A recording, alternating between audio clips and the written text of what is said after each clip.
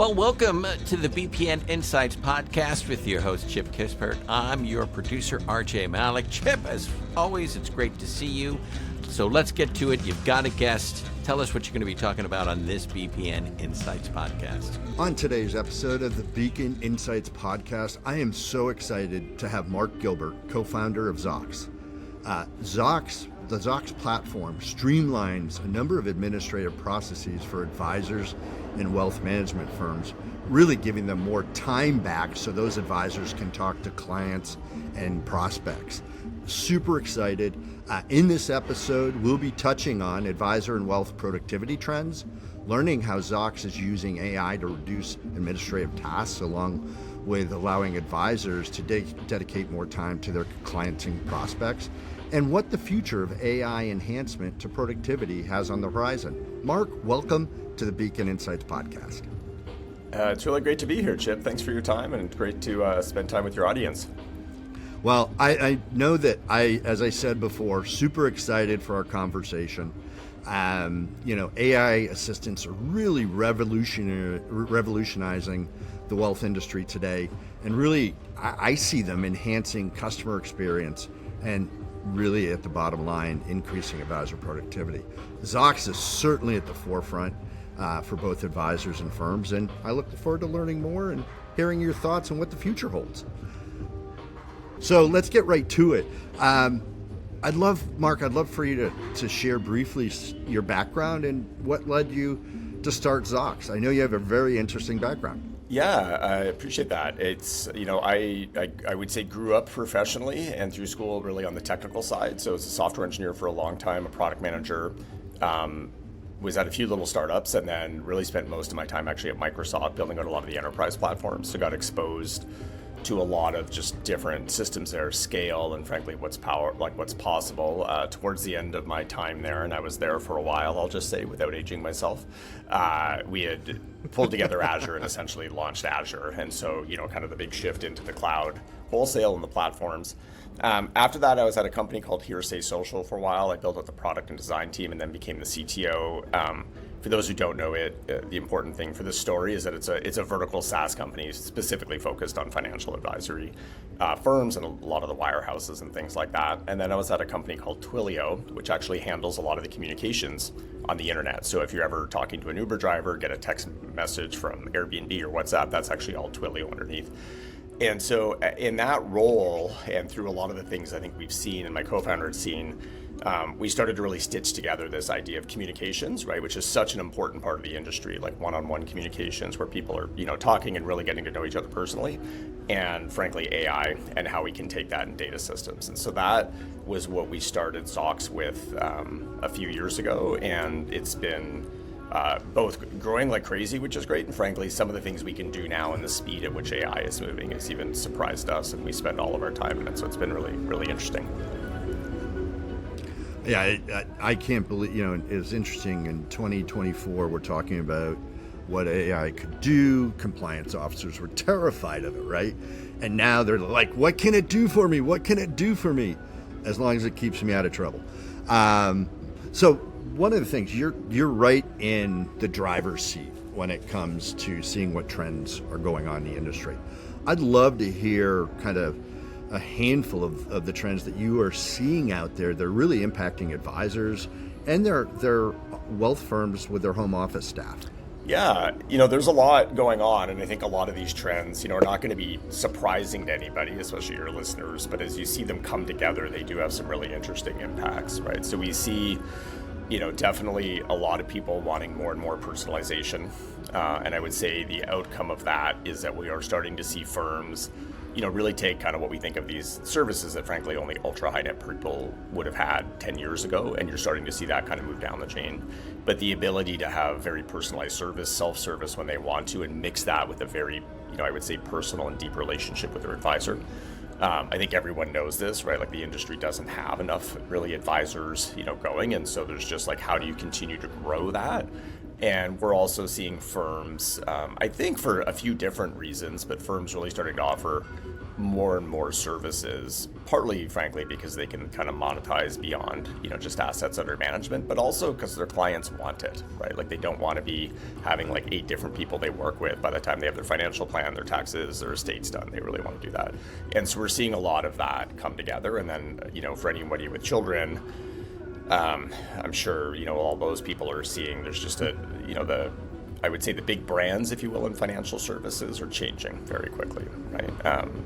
And people are getting educated earlier, and they're getting attached to brands a lot earlier. So I would say at a high level, those are the big things that there's a lot of different things going on, but that's really kind of where we spend our time. That's terrific perspective, and it's interesting. I spent some time yesterday with a wealth firm here in Boston, and they were really talking about that personalization and utilizing AI to build their portfolios and the like. And, again, I go back to you guys are really at the hub of this. So, how is your work at Zocks affecting advisors and wealth firms? It's fascinating to me. I can't wait to hear the answer. Yeah, it's interesting, right? Because I think when any of these technology waves come in, they always have like initial effects, and then there's like secondary effects and tertiary effects, and they keep going. And as we look at it, I'm pretty far in my career, I'll just say. So we went through the internet wave, and we knew, right, like just the different things that were happening early on versus later are very different. So I would say for us, the biggest thing that we see at the start, which is a huge pain point in the industry, is you're essentially getting rid of what a lot of people think of as administrative work. We think of it as really reactive work, right? Like things where someone is asking for something.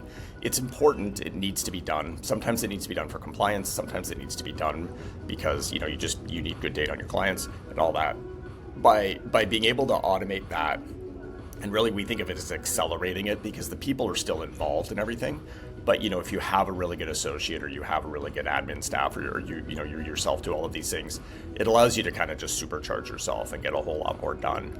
And so that immediately has an impact. And we've done very large rollouts across very large firms, and you will see over 10 hours, which is like a huge amount of time, right? Like that's over 20% of their time coming back to them every week.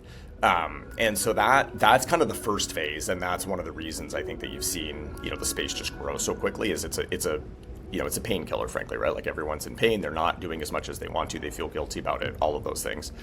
And then the second thing that we've noticed as people are really pulling it into their infrastructure, though, is once you're doing all of that, and we'll talk a little more later as we talk about some of the things that I think are coming up, but they start to have data and be able to do things that just frankly weren't feasible before, right? Like kind of theoretically possible, but nobody can ever scale this across their client base.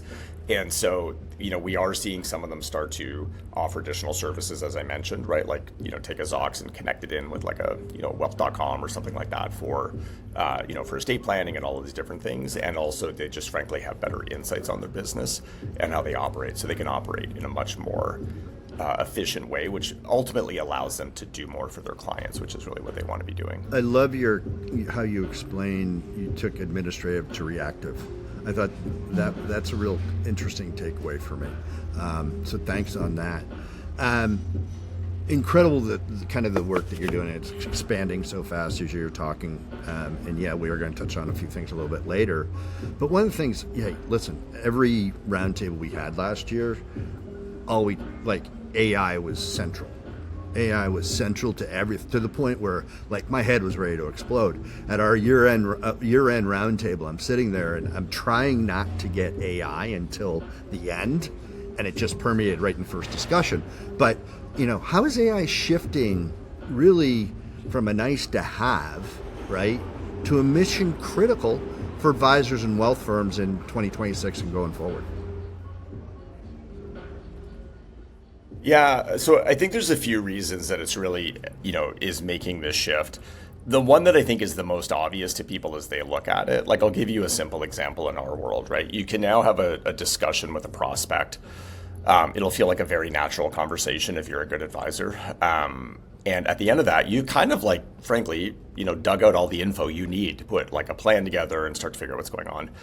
That person can now walk out of that meeting. You can click a few buttons and literally in 10 minutes have a plan for them, right, out of a planning system like an eMoney or, Right Capital. And and have a personalized follow-up to be like, hey, Chip, here's what I heard from you. Here's what we would naturally go do, right? And the reality today is that's typically like somewhere between 4 days and a week or two for people to get back to, to prospects coming in. So at a very baseline, the expectation is just going up in the industry, and that's going to happen very quickly, right? That's the reason we see people just closing a lot more businesses. I think everyone knows this in the industry. If you follow up in a very personal way very quickly and you look very diligent, you're just going to frankly do more business. But the other thing that I think is under the hood that a lot of people don't see is that the data that these firms are getting is extremely valuable. And what it's allowing them to do is start to anticipate needs that, again, like, if I told, an advisor, let's say my life story and everything going on, they would probably be able to anticipate the needs, fairly well. It's just very hard to go do that across 100 households, right? Just because you have so much going on. And now, with these systems, they can start to surface the right data to the advisor. The advisor is always kind of like, in the cockpit, if you will, and in the driver's seat, but they can start to just scale. And so you're going to see this. Again, the first thing is that the expectations are quickly rising. But the second thing is going to be that these firms that have been essentially capturing this information are just going to be able to anticipate a lot more for their clients. And, that's, I think, almost every advisor's dream at some level. Absolutely. And, it's interesting, too, because, what started out really as advisor focus, now it's kind of permeating into the back office, so to speak, and that's pretty interesting. Some of the things you're doing, I look forward to chatting about that. So I always have a lot of questions, but I've heard Zocks in some of my conversation has started assisting wealth firms really in capturing and organizing unstructured data to help them make their structured data better. And, it was interesting when I talked to some of your folks earlier, they talked about document intelligence. Yeah. Could you share some context on this, some thoughts that you have? I think it's fascinating and, quite frankly, hugely transformative for wealth firms. Yeah, so I guess maybe just to back up, even when we started the company, and we don't really use these words externally a lot just because they're kind of computer science-y words, frankly, but we were always about capturing what we think of as structured data. And for the average person, just to think about this, right? Think of like 3 paragraphs in a note in a CRM system, and then think of like, whatever, a plan in eMoney or the data you have in Orion or something like that. Like it's just, you can query the ladder, you can start to look across, you can aggregate, there's just all of these things you can do. So the ladder, in kind of computer science terminology is structured data because there's a structure to it, we know what each section is. One of the things we started doing early on was we do capture this, and so this is why now we can do these like amazing, basically like kind of analysis or queries across, a customer set, right? So we can do things like say, who has their own business and doesn't have a solo 401k, or who has their own business in the state of Texas and has a certain amount of free capital, like whatever it is to look for products. There's just all of these things you can do. When we started this, as I mentioned, it was all around the conversations. Right. We then started attaching into other systems, like obviously the CRM system and the calendar and stuff were the first ones, but also the planning systems now, the reporting systems. We're doing a lot of work with the custodians right now. But one of the big, I'd say, pieces missing of data was documents. And as like there's just a lot in documents, right? And you can think of a lot of documents coming in, whether those are PDFs or whatever the heck they are. They're photos of like policies, all of those things. Right. What we can do now with document intelligence is take those. In a funny way, those all came from structured data, right? Like if you look at let's say a fidelity statement, you see the account name, you see all these transactions, that's, it's structured data, it's a big database. So we can actually take that document and turn it back into structured data and then take that and apply that context to that, to that client again, right? And I think what we're seeing is even with the same advisor, right, based on the way the client likes to work. Sometimes there's a huge amount of data in email. Sometimes a lot of it's verbal conversations. Sometimes it's documents because they have a big dump that they want to do. Sometimes it's not that, right? And it's pretty much all conversations. And so what we want the system to do for advisors and for the firms is essentially be able to grab data from any of these systems wherever they want, give them the insights they need, and then also go back in and fill out those systems, right? Because like there's a lot of power in the planning systems. There's a lot of power, in a Holista plan for tax, in a, all of these things. So the more we can put data into those systems too, frankly, like the better, the advisor's life's just getting kind of across the board. But, it's interesting because I find, firms like Zocks and specifically Zocks is really becoming almost the data hub. And really moving data back and forth from what traditionally was, a data lake or something like that. And I find it fascinating and as I said, transformative, absolutely transformative. Yeah, it's an interesting shift, and I think just the architecture and how the world has changed, right? Like we don't actually store a lot of the data that we use, right? Like I think with AI we can analyze it, and so what it allows us to do is say, look, instead of having one data store that has to be kind of the master, there's certain data in all of these different systems that's good, and it essentially allows you to, query across it, get insights across all of these things, which is one of the, as I was kind of mentioning, kind of like secondary and third effects of AI that wasn't obvious at the beginning. Right. Got it. I'm gonna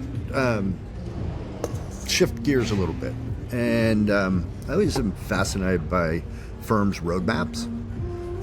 What do you see coming in 2026? I'd love to hear more about kind of your approach to integrations and scaling at enterprise. I've had a lot of conversations with your people about kind of enterprise work that you guys are doing. Yeah, there's a lot, and I would say, in the AI space, it's hard to frankly go out that far just because the systems are moving so quick, and as we dive into each area. But we really look at it in three kind of different, or three what we think of as work streams. So on the integrations, like as I mentioned, a lot of our value is being able to look at data from different systems and put data into different systems. And so I think we did a little over 20 integrations, like different software systems that we integrate with. We did hundreds of firm level integrations last year. And that's going to continue, right? You're going to see more and more of those systems. You'll see a bunch announced actually in the next 4 weeks, especially around, if you just think of like the systems that an advisor is going into or the firm's going into, like those are definitely top of the list. And then the other ones are just where are they spending their time. So as an example, like, one of the larger broker dealers, we announced account opening with them, and then, you can see things like money movements and stuff like that. You'll see that with a lot of the custodians as well. And a lot of that is just, there's a huge amount of time going into like, hey, I want to open an account for you, Chip. It's a rollover account. Like, there's a lot of typing, right? And there's, the fat finger problem where people may mistype and everything else, and we can just do all of that. And again, save a lot of time for the client. That also just frankly makes it a lot faster, right? So if you can get accounts opened in minutes instead of many, many days with DocuSign, all of those things are great. So you're going to see a lot of that. And I would say for those that are a little deeper in the area already, the systems that you would think of, like all of the systems that you would normally want to put data into, but you're also going to see us taking a lot more actions, again, with the advisor and their team in the driver's seat downstream, so they can just kind of click and go. So that's one big area for it. The second thing that you're going to see is and we're already doing this with a few of our clients kind of under the hood, you're going to see a lot more what we would call kind of like insights and actions coming out. So not just like analytics and things like that we have now, but like this specific client this week, this situation, this opportunity, this, and that can be anything from, a firm asking us like, hey, who likes pickleball? We're going to do a pickleball tournament, all the way through to like, who has a personal event going on this week, like maybe their daughter or family is going through something as a ballet recital, like things that are important to them that they want to reach out and kind of warm up on, all the way through to, required withdrawals that aren't happening, anything like that can kind of, and you can really do the gamut. And so you're going to see this additional kind of push towards now that people have this information, like how can we help you, again, go from reactive to really kind of getting, not just proactive, but really anticipating the client's needs, and you'll see a big shift there. And then, as you mentioned, enterprises, we've done a lot of work with a lot of enterprises, especially in the last 6 to 9 months, like the very largest firms that you can kind of think of a name. And they are moving from thinking of this as more of like a utility that's helpful for the advisor to that and something that the firm needs to really operate. And so they have very custom systems, they have very custom workflows, and they frankly have very custom insights. And so there's a lot of which a lot of advisors like never need to worry about, frankly, but it's there. There's a lot of kind of programmability under the hood, right? So that people who have very good ways of, managing clients, working with clients, following up, growing their business, all of that can basically get institutionalized into the system itself to run. So you'll see it across all of those. And then the last piece is which is a bit of a nice gem, is we are seeing a lot of people just voice AI has moved forward very quickly. Not just in comprehension, but also in being able to actually mimic and speak. And so there are a number of things around just getting information from clients and things like that, where they don't necessarily need to talk to an advisor. Email may not be secure or may not be the easiest thing to go use, and they actually just want to call and talk. And you'll see AI start to even help with some of that basic kind of data collection and things as well. That's fascinating. It really is. It's changing the industry. And earlier you mentioned the fact that we have. You didn't mention it outright, but an aging population of advisors, right? And there aren't a ton of advisors coming into the space, but the things you're doing really will enable them to serve more customers more effectively. And I love to hear that. So good stuff. This is one of my favorite questions I always like to as we're starting to wrap up.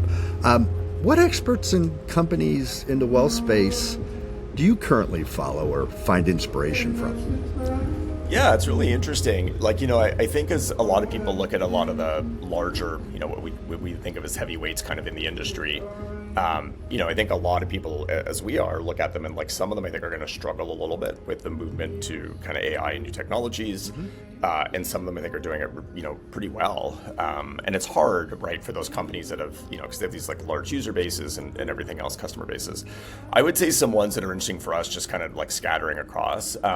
Orion recently announced essentially a data, it's more advanced than this, so apologies to any Orion people listening, but it's essentially a large data schema underneath their systems, so that we, as a partner, can put in data, we can get out data, we can run agents on that data, and it's very both well thought through, but also forward thinking. I think a lot of people may not understand, what is that? Is it an agent? Do I ask it stuff? But what it really is it's starting to get all of the information that you would run these agents across into a spot where now, we may be very good at certain things, about automating certain things or helping. Maybe Orion's very good at some things. Maybe another startup I've never heard of is very good at other things, and allows you to kind of almost mix and match. I think that's been really interesting and impressive. On the firm side, there's a few interesting things that have come out. We've spent some time, I think they're very public about this, but RFG, which is an RIA that's very forward leaning, is doing some very interesting things all around. It's kind of what does the firm of the future look like, but it's really around what do the clients want and need, and how do they best help their people do that, right? I think they're very interesting for us. Outside of the fintech space, obviously the AI providers themselves are interesting for us. For those who have never heard of them, Anthropic is one of those. They're essentially an OpenAI competitor. They have a large language model. We work with a lot of the different LLMs, but they've gotten very deep. They've actually gotten very deep into software engineering and how AI can help that, but they're also starting to do the same on the finance side, right? So how LLMs are frankly not great with numbers is probably the easiest way to put it now. So they're doing all of these great things there, and it's really about how can they strengthen certain things so that we can use it more, so advisors can use it more and everything else, and kind of get more out of them. So I would say those are really biggies for us that are interesting, but there's so much going on right now. You really have to be, thoughtful about kind of almost where you spend your time reading the news, but those ones definitely stand out for us as quite interesting. Yeah, it's a full-time job trying to keep up with these, and you can't do it. It's moving so fast. So again, I'm going to change gears, and this one's more kind of introspective. What wakes you up at night? As you think about wealth management and the work that you and Zocks are doing? Yeah, I would say a lot of it for me is, the industry, as we've talked about, is going through a large transformation. And we've been very lucky, you know what I mean, to be in kind of a driver's seat there and have a front row view. And a lot of it is really around like, how do we help shepherd that transformation? Not leave people behind where possible, but also not push, like not push too hard, not, push forward, and just kind of what that balance is, right? Like, we spend all of our time in technology. We love it. I can sit here talking to you for hours about like all the cool stuff. We're trying things that work, things that didn't work. Most advisors, for very good reason, don't care, or don't care to that level. And so it's really like, these things that we talked about around, like, again, all of my kids have Robinhood accounts, right? They all started investing in high school, which I think my grandmother gave me stock when I was young, and that's kind of when I knew what was there. But like this learning is going earlier and earlier. I think the industry has the ability to serve a lot more people than it does today, and it's been somewhat restricted just based on the model, right? Like, there's a lot of human effort, and so at some level, like someone with $50,000, it's really hard to help them and make a living doing that. And so it's really like, how do we do that? How do we get more people into kind of like I view financial, I would say, health almost the same as physical health, right? Like, it's just everybody should have access to it. Everybody should understand it. It's as you get older, it's very important for your well-being. And so the more we can kind of get, clients in, and how do we scale these firms together? That's really what I spend most of my time of, like, how do we get as far ahead of that as possible and move it quickly? And it's not just technology, right? It's people. There's a whole bunch of different aspects to this. That's fascinating to me, because everything you talked about are things that when I'm talking to wealth firms, we're just, how do you make it better for the client? How do you do more with less? And so to me, it's interesting. So as we close, this is a question I've been thinking about for the last few months. And it's, if you take a look at like Kitz's roadmap, or the number of firms that we follow, that number's huge, right? It's daunting sometimes within just the wealth management space. What do you see as a North Star for balancing kind of tech solutions, which we talked about, and personalization, which we talked about, for both advisors and the clients? Yeah, so this is a fairly easy question for me. So like, for me, and I think our whole company, and I would look at this for, I would give this advice to every single firm or advisor I talk with. The North Star is really the client experience, right? And you want to make that as strong as possible. And so instead of looking at like a large technology map and being like, what of this do I need? I would really turn it around and say, what can or what do we want to do for the clients, and what is going to help us get there, right? And so, because we get people all the time who are like, hey, what should I use AI for? And the real, like, to turn around, I'm like, what do you want to do, right? And it's great at some things and not great at some things, but instead of me telling you that, like, why don't you tell me what you're trying to get done, and then we can see if we can help there or not. But I think if you lead that as the North Star, it's very strong. A quick little story that may be helpful for people in the tech space. So Airbnb, who I think most people know, their founder, he came out of design school, their founders, and they're a very design-focused company. One of the things they do over and over again is really go in and they figure out, like, what's the best 10 out of 10 experience. So, like, if you ever listen to a podcast with them or talk with them, they'll give you this example of, like, it's like you land in the plane, land in the city you're going to, everyone's waiting with a sign with your name, you go on a, like, whatever, you get in with a bunch of locals, kick around town, go, like, this is their, like, 10 of the 10. And then they just spend a lot of their time figuring out how do we get people from here to there with Airbnb, right? So they started releasing services and all these other things. And I think for financial services and wealth management, it's actually the exact same. What would you love to do with your clients, right? And you may be like, I'd love to do that, but I can't do it. It's just crazy. It takes too much time or whatever else. But I think it's actually very helpful to be like, what does really, really, really good look like? And then start to chip away at that and be like, can we get 70% of the way there, 80% of the way there? And I think if people make that their North Star, and frankly, like, I'd be very questionable any technology you're using that's not driving you there. And I would be like downright, opposing anything that makes you go backwards there at all, right? Like, if you lose customization, if you lose any of these things because the system is making you do it, then it's probably not the right system, or you're not set up with it properly. But that's what I would make the North Star. That's what we look at, and I can't think of a successful firm that isn't going to be doing that. Yep. No, and that was some great insight. It's interesting because over the years we've just seen so many advisors and wealth firms kind of get caught up in a shiny metal fishing lure, for lack of a better descriptor, and they burn money, they burn time, and they're not more effective. So I love that concept. Hey, we're just about done with our podcast, but one of the things we always love to do is give you, our guest, a BPN Insights flash, which is 45 seconds to freestyle and share some final thoughts with our audience. All right, let me go. This is going to sound a little probably repetitive, but for me, if I have 45 seconds with everyone, I would just tell them, like AI is changing the way the industry is going to operate. It's already starting to do that, and frankly, it's changing the economics of the industry. And so I think where people think of it as helpful or not, like the thing I would definitely tell people to do, whether it's with us, whether it's with something else, or again, whatever your North Star is, whatever you want to get done, start to put your foot in the water and just get used to it, because we're already starting to see the separation of kind of like I would say the have and the have-nots on that side. And I think most people know this, but it's not like AI just showed up and is here all of a sudden. Like, it's been building for a long time, and it's continuing to build and ramp at that, at just an incredible rate. Like, it is truly compounding, right, at a rate that is crazy. So the thing I would say is, and whenever I talk with people, like, you'll get into these like detailed discussions on things, and then I'll be like, so what are you doing now? And the answer's like, oh, we're not really sure. And I'm like, just do something. Like whether it's work with us, whether it's do something, I don't know, like, just do something. Yeah, it's just, you have to, right. It's just like trying to, it's trying to like work with clients without email or computers today, right? I'm like, it's just, and this is going to happen.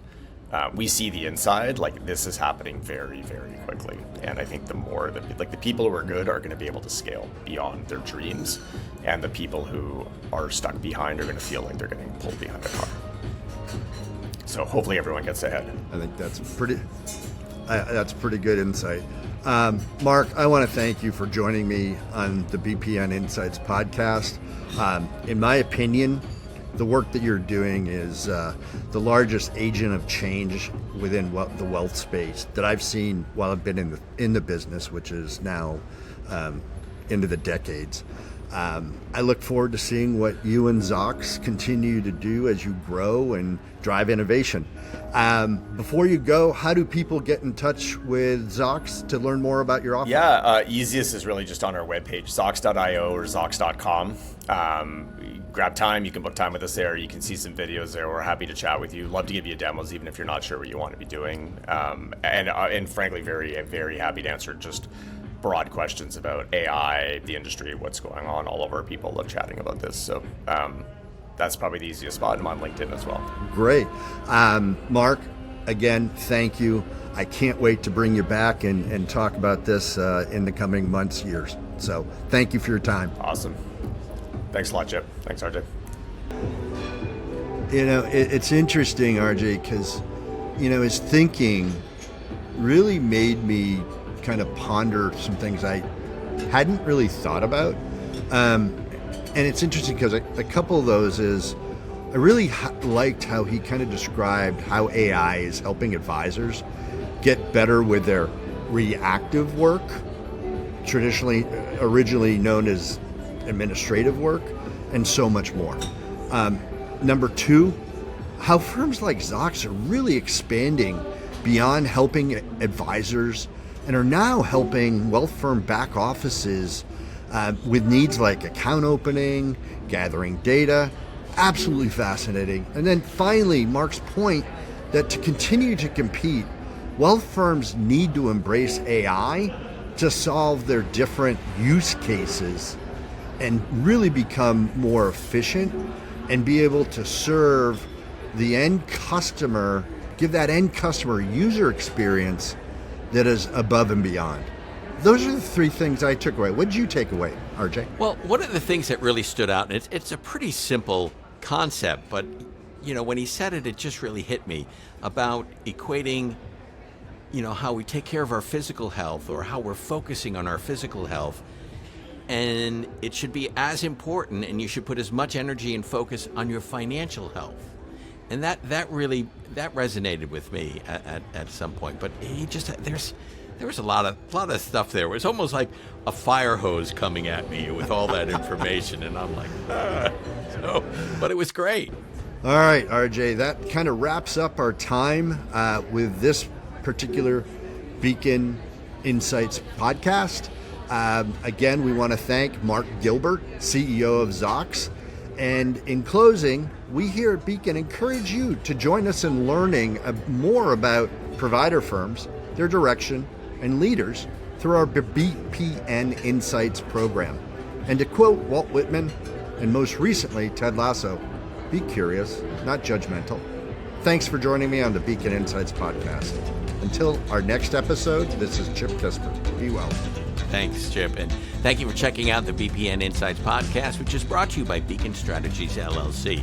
For more information, visit beaconstrategiesllc.com. Until our next BPN Insights podcast, for Chip Kispert and everyone at Beacon Strategies, I'm RJ Malik.